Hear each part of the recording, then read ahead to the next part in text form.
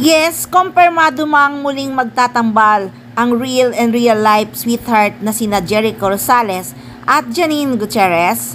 Ang tanong ng mga fans, ito pa kaya ang teleserye nilang The Accused? Napabalita kasi noon na may title na nga ang teleseryeng The Accused pero hindi daw Dreamscape ang magpo-produce. Pero may nakalap na chika na ang nakalinya nilang proyekto ngayon ay ang Dreamscape at ABS-CBN Studios ang magpo-produce.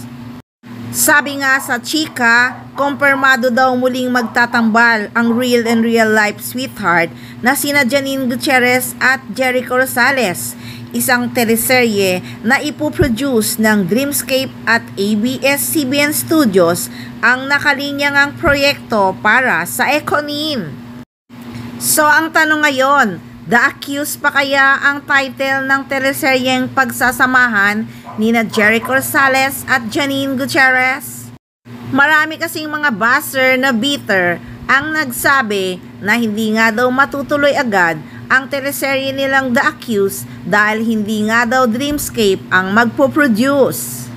So kung kumpirmado na nga na may teleseryeng pagsasamahan ang Econin, so manghuhula na naman ang mga fans kung ano nga ang magiging title ng kanilang serye na Dreamscape at ABS-CBN na nga ang magpo-produce.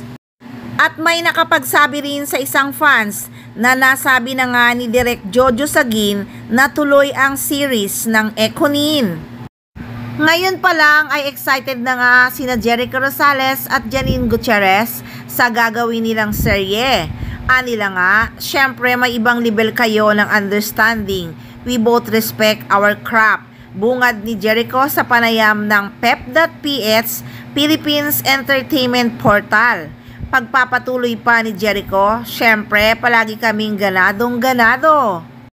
So ayan na nga, kumpirmado na nga na magsasamang muli ang Econin sa isang serye at Dreamscape at ABS-CBN Studios ang magpo-produce.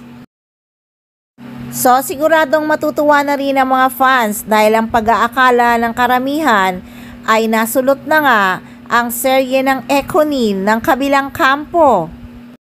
Comment kasi ng ibang netizens hindi na rin yan matutuloy kasi hindi sila hawak ng Dreamscape. Ang The Alibay, Dreamscape ang may hawak. Anong pinagsasabi mong nasulot? Hindi talaga matutuloy kasi walang dating ang tandem ng Econin. Malulugi lang ang producer sa kanila kaya pinag-iisipan kung itutuloy o hindi na.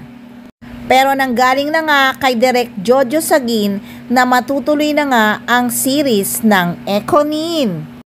Kaya abangan na lang guys.